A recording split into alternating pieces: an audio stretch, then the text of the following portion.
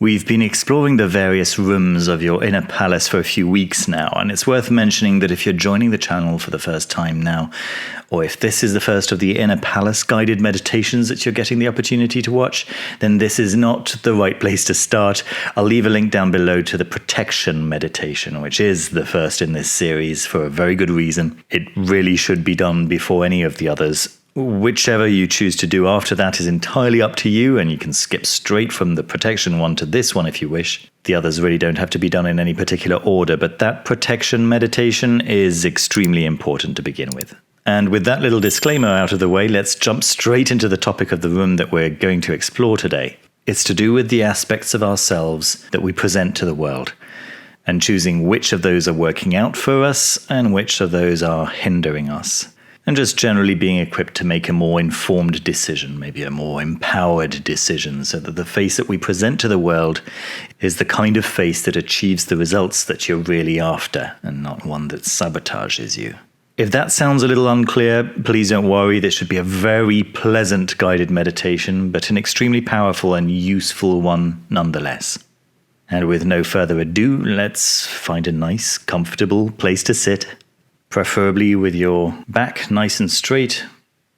If that's not an option for you, then however you feel comfortable is absolutely fine, preferably in a position where you're not going to naturally fall asleep. And that's why if you're able, then with a straight back, with your head feeling like it's being pulled by a thread towards the ceiling, is probably the ideal position for this. If you'd like to cross your legs, you can go ahead and do that. If you'd like to have your feet flat on the ground, you can go ahead and do that, however's comfortable. And we're going to draw a focus to our breath.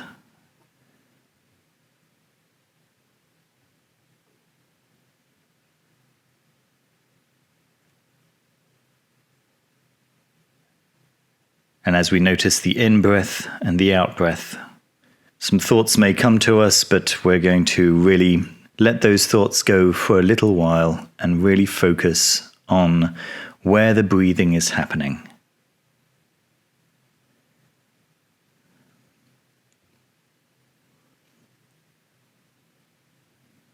Notice the rise and fall of your entire body with every breath.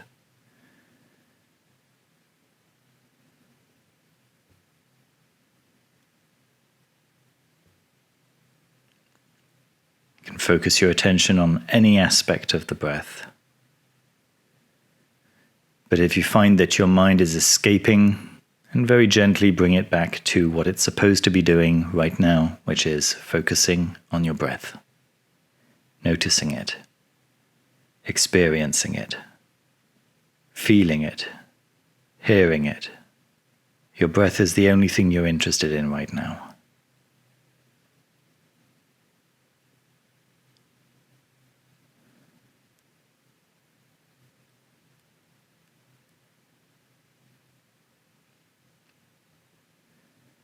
And we're going to take a deeper breath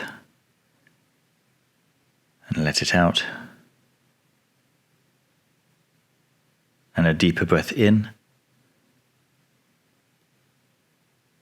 and out. And a third one, in and out. We're going to bring your attention to the top of your head and let your attention descend down to the muscles around your eyes. Let them relax. Let your cheeks relax and your jaw. Give it a little wiggle if you wish. Down to your neck. Let your neck relax, and then your shoulders, let them drop. Notice all the tension that you keep there, and just release it. Relax your arms, your forearms, your wrists, your hands, your fingers. Notice any tension in your chest, and allow that to be released. Any tension in your back, and let that go. Any tension in your hips, in your thighs, knees, calves, ankles, feet, and toes. We're going to bring our attention all the way back up our body, all the way past our hips, past our chest, past our throat, making sure that everything is nice and relaxed along the way, all the way back up to the spot in between our eyebrows.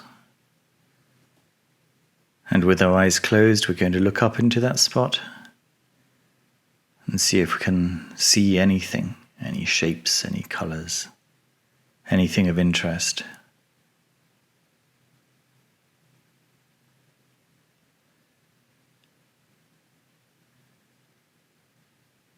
And while we're looking up there, we're going to be looking around for a door.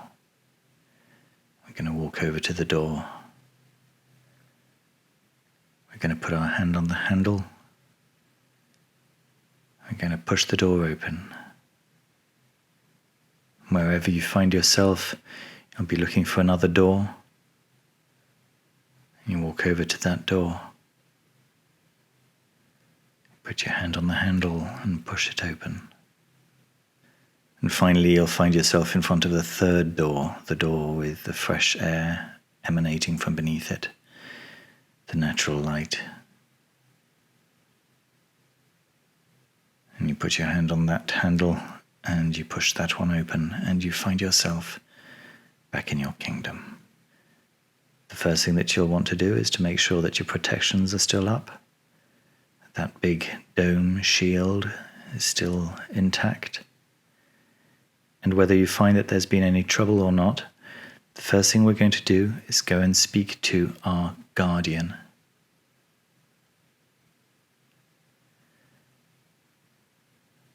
Now, you may have one guardian, a very large one, or several guardians. This is going to be a creature that is probably quite scary looking, but is there to protect you and to protect your realm.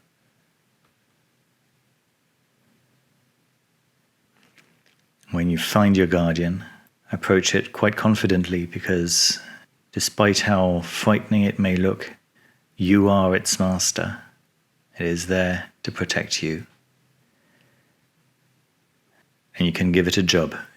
If anything ever happens to the shield, or if anything ever happens outside of the shield, that it is its duty not just to fix it, but to devour anything that might have wished you harm, so that your kingdom is always safe.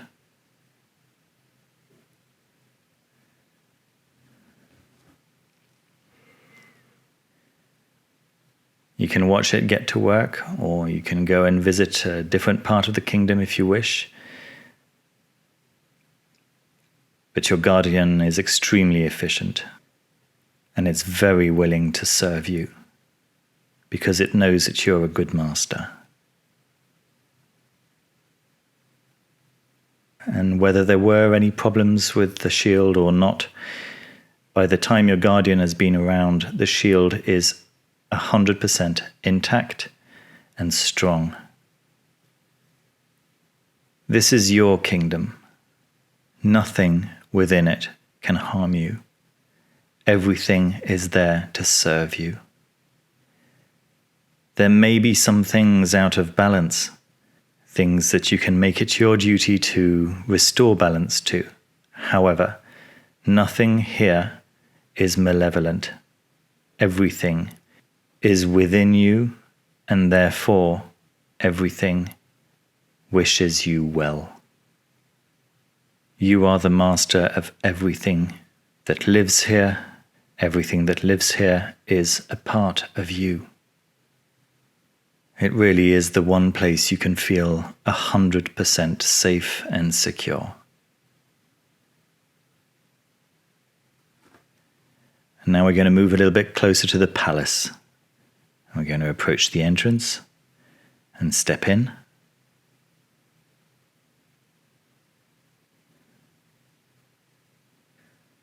Notice if any of your servitors come to greet you, and you can give them a sign of affection if they do.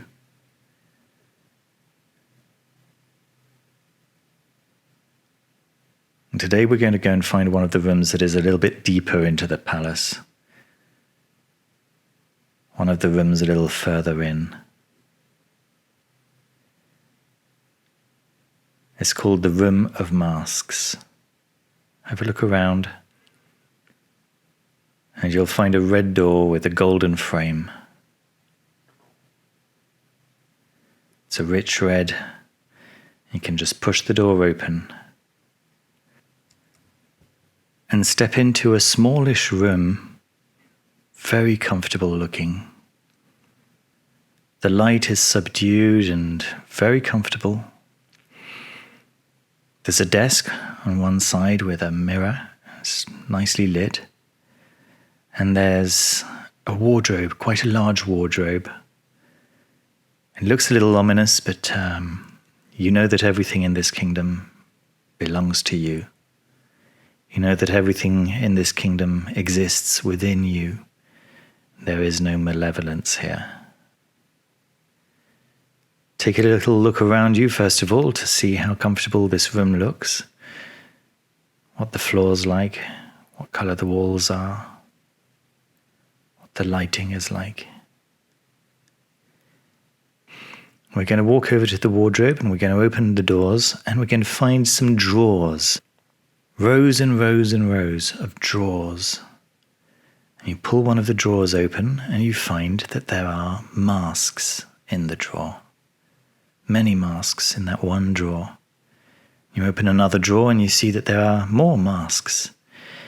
And as disconcerting as this seems at the beginning, you slowly come to the realization that you know these masks. These masks are the masks that you present to the world. The mask that you present when you visit your family is right here. And the mask that you present when you go to work. And over here, there's the mask that you present when you're spending time with your friends. And there's the mask that you present when you visit your childhood friend. And every mask is labeled with the person or the group of people that you use it for. And one of the masks, a very elaborate one, very, very elaborate, it's got your name on it. It's the mask that you present to yourself when you're alone. And you're surprised that there is a mask like this at all. And as you go over to the mirror, and you sit in the chair at the desk, you look into the mirror, and you see that that's the mask that you're wearing right now.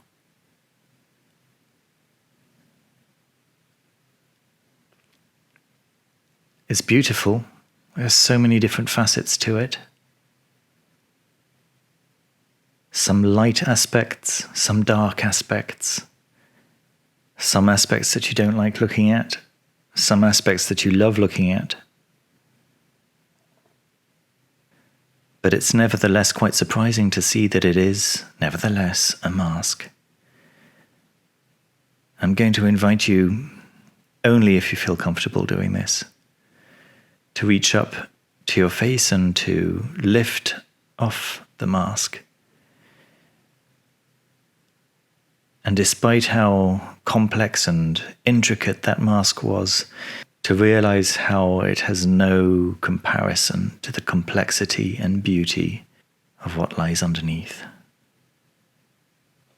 And of course, you can spend some time wondering whether this is also a mask, but the important realization at this moment is that the more layers you shed, the closer to perfection you arrive. The more complex and more beautiful the layers become. Naturally, this is a mask that you can't be showing to the world. It's much too complicated. People like simplicity. They like simple categories and they like to know what to expect. If you were to show them this amount of complexity, then they wouldn't know what to make of it. So of course, it's all right to put simpler masks on that emphasize one aspect or another of you. But this is an opportunity for you to decide whether the masks that you are putting on for these other people, whether these masks really are the most helpful mask that you could be using. I'd like you to take a second right now to think of the relationships that you have in your life, to think if there are any particularly difficult relationships.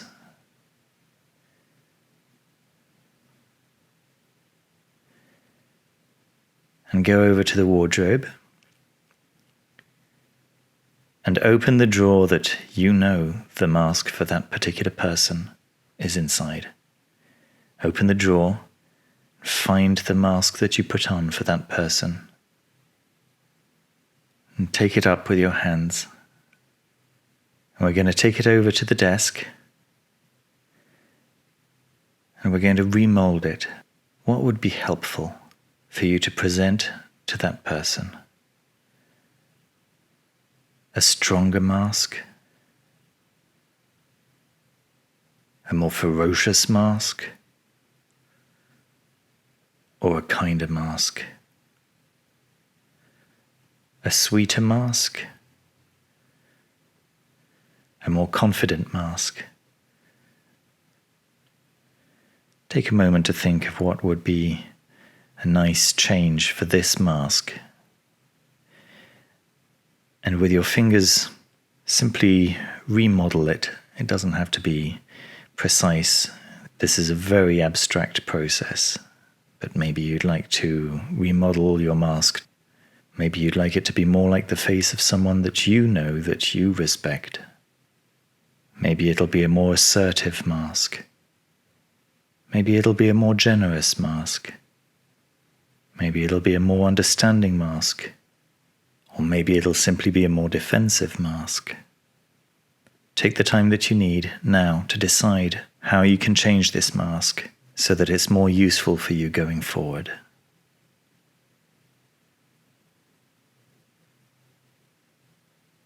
And go ahead and make those changes.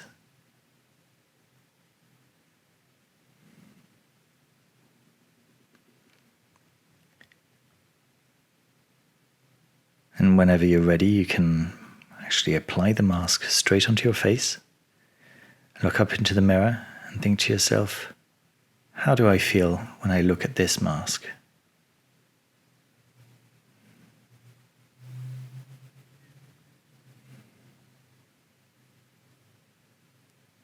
Is this the feeling that you want this person to have when they interact with you?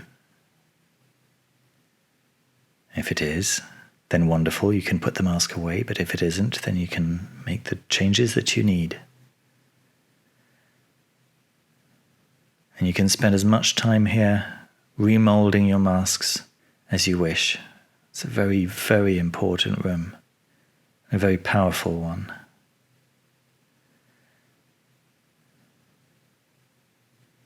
And of course, it's a room where you can come and remold the most important mask of all, the one that you present to yourself.